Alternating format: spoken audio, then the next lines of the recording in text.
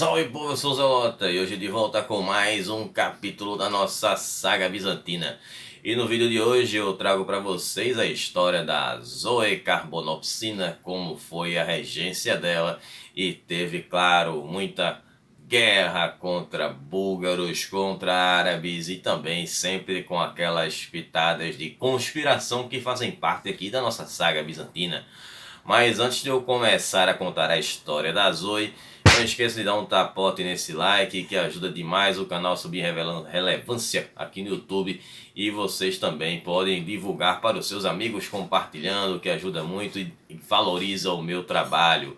E vocês que são novos chegaram aqui de paraquedas, sejam muito bem-vindos. Eu trago muito conteúdo de antiguidade. Esta é a saga bizantina, eu conto a história de todos os imperadores e usurpadores bizantinos.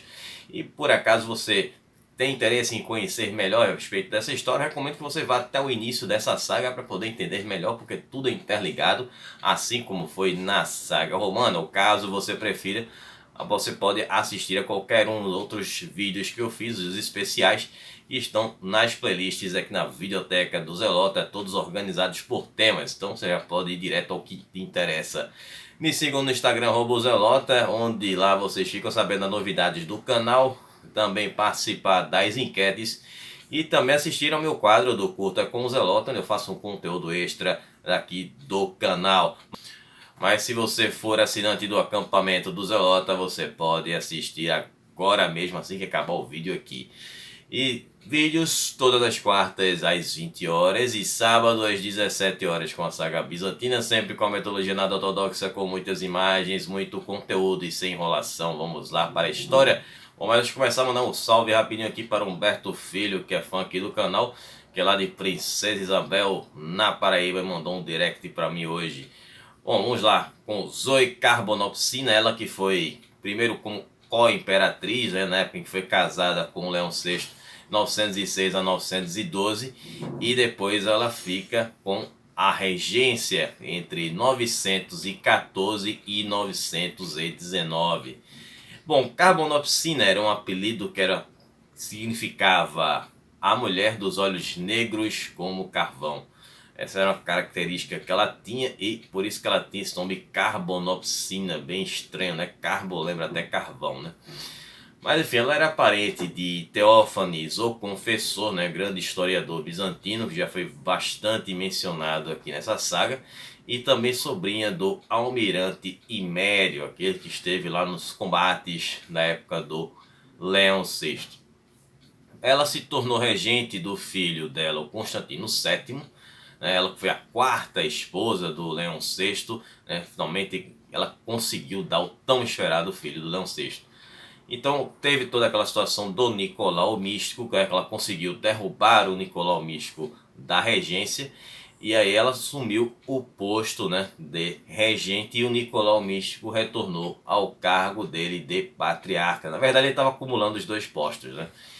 Mas aí ele demorou para reconhecê-la como imperatriz. Ela teve o apoio dos burocratas imperiais depois desses atos impopulares do Nicolau, que fizeram com que ele caísse. Então se você não assistiu o vídeo anterior, dá uma conferida lá, depois você volta para cá para entender melhor essa história.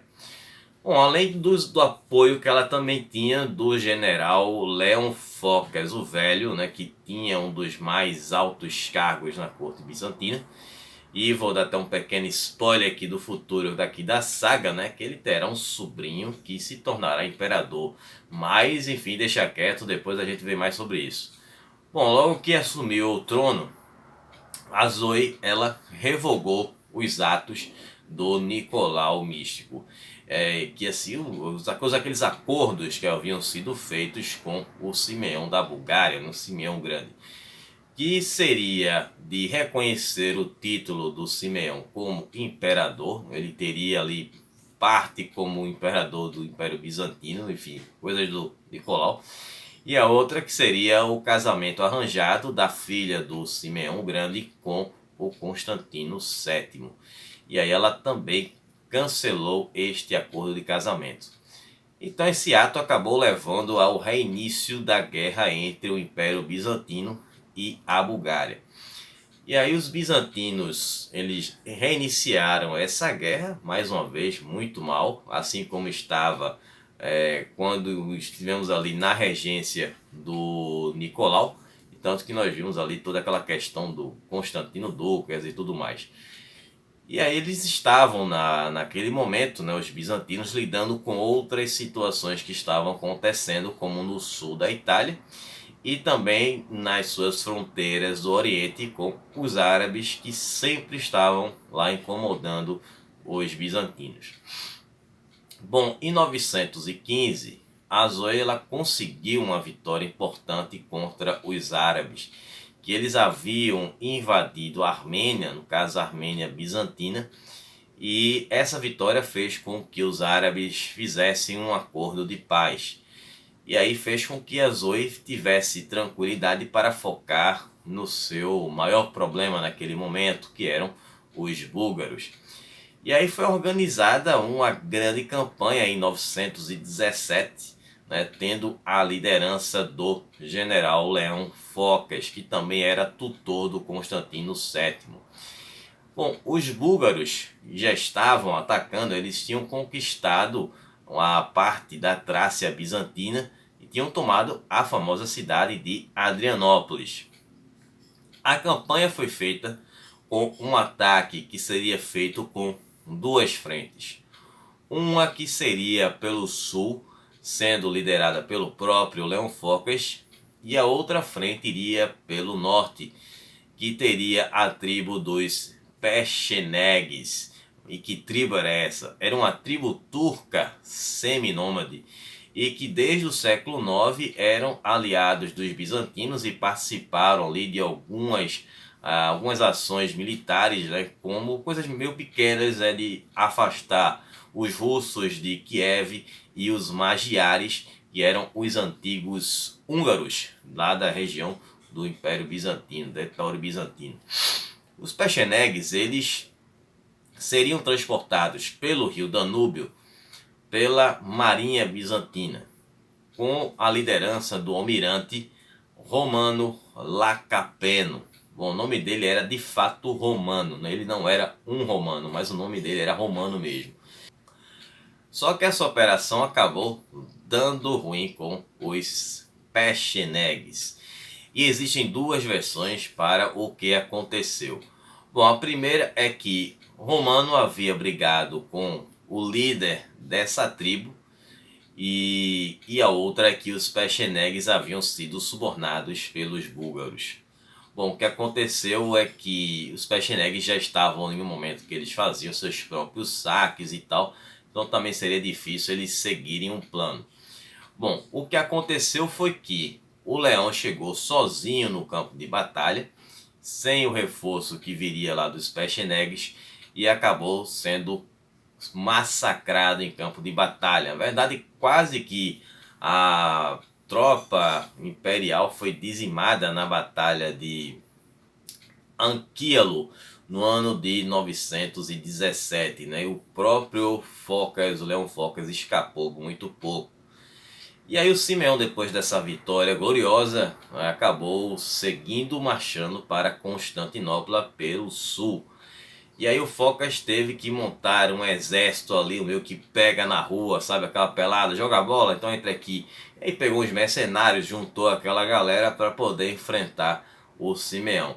Mas aí aconteceu o seguinte: enquanto eles estavam descansando à noite, os búlgaros atacaram na surdina, e nesse ataque noturno surpresa, né, acabou sofrendo a derrota, que foi em Cartazitas, e ficou conhecida com a batalha desse mesmo nome, a Batalha de Cartazitas. Então o Leão acaba sofrendo mais uma derrota. E aí a Zoe teve que pedir ajuda, bem provável, dos dois outros povos, que foram os sérvios e os magiares, para conter os búlgaros, mas isso acabou não dando muito certo, até porque esses dois eram ali meio que inimigos, né? Bom, outra humilhação acabou sendo lá no sul da Itália, onde estavam acontecendo algumas revoltas em uma parte que ainda pertencia ao Império Bizantino. E ali eles tiveram que fazer um acordo com o Emirado Árabe, que estava na Sicília, que era a ilha que os bizantinos tentavam retomar há muito tempo, e os árabes acabaram ajudando a conter essa revolta. Veja o nível que a coisa estava. E aí os árabes perceberam aquela fragilidade que o Império Bizantino estava passando e viram que era hora de atacar. Eles tinham feito aquele acordo de paz, né, com os bizantinos porque eles perderam. Agora que eles viram que os bizantinos estavam realmente mal, era hora de atacar. Mas aí vão acontecer situações internas. Vamos voltar novamente aos bastidores do Império, né, já que do vídeo passado foi muito mais bastidores. Bom, aí começaram a circular os rumores de que Leão Focas e o cunhado dele, que se chamava Constantino Bárbaros, eles estavam planejando dar um golpe para destronar o jovem imperador Constantino VII. E aí eles estavam acampados na Bitínia, lá no Bósforo, perto de Constantinopla, e também surgiu um boato de que a Zoe planejava se casar com o Leão Focas, que era o tutor, né, do Constantino VII, para que ela se consolidasse como imperatriz. E aí surge um personagem chamado Teodoro. Eu vou explicar quem é esse cara, vocês vão descobrir quem ele é. Aí ele chegou para o Romano, né, deu a ideia, chegou lá e disse: Romano, que você poderia assumir o trono. A coisa tá feia e você é o cara que pode chegar lá e tomar conta da situação. E toda aquela situação estapafúrdia que o Império estava passando. O Romano, ele não era patrício, não tinha títulos e tal, mas começou a se encantar com aquela situação que poderia acontecer. E aí aconteceu que é o seguinte. Bom, o Romano, ele, apesar de ter sido o grande culpado por aquele fracasso que aconteceu na Bulgária, ele estava com a sua frota completa, né? E tinha ainda um prestígio no Império. Foi aí que Constantino Bárbaro ficou sabendo dessa história do Romano dar um golpe. E aí ele foi até as frotas do Romano e foi lá para supervisionar o pagamento e dispensar as tropas para dissolver essa frota do Romano. Só que aí o Romano se antecipou, chegou lá, viu a história e acabou prendendo o Constantino Bárbaro. Bom, Teodoro, aparentemente ele tinha um acesso fácil ali dentro da corte. Foi aí que ele começou a colocar o seu plano em prática, deu continuidade. Primeiro ele deu aquela atiçada no Romano, depois ele chegou lá no Constantino VII e deu a ideia de que ele retirasse a mãe dele do cargo de regente e trouxesse de volta o Nicolau Místico. E ele acabou escutando esse conselho e trouxe de volta o Nicolau Místico como regente. E aí qual foi o primeiro ato do Nicolau Místico? Foi de demitir o Leão Focas do cargo de domesticado, que seria no caso aí o tutor do Constantino VII. E aí começa a surgir ali o conluio todo. Então, quem é que foi indicado para assumir agora esse cargo? Seria o João Garidas, que ele era o mestre de ofícios, para esse cargo agora de domesticado. Bom, João aceitou o posto, mas ele deu uma condição, né, de que seus parentes fossem colocados em cargos importantes, que seriam o seu filho Simeão e o seu cunhado Teodoro, esse mesmo que deu início a todo esse conluio aí. E eles se tornariam comandantes adjuntos da Etéria. Isso daria um grande poder militar para o João. E aí o Nicolau e o Constantino, eles aceitaram, disseram: tá beleza e tal, vamos fazer isso aí. E aí o João, assim que foi embora do palácio, tanto o Simeão como o Teodósio foram expulsos do palácio e destituídos dos cargos que acabaram de ter sido nomeados. E aí o João ficou temendo até pela própria vida e acabou partindo para o lado do Romano, se tornando um apoiador do Romano. Bom, o Romano, ele, como eu já mencionei, não tinha título de patrício, não era nobre nem nada, mas mesmo assim ele foi e entrou no palácio de Constantinopla e acabou se tornando o novo magistrado. Era um militar que estava com mais prestígio no Império Bizantino naquele momento. E algumas semanas depois, ele casou a filha dele, Helena, com o jovem imperador Constantino VII.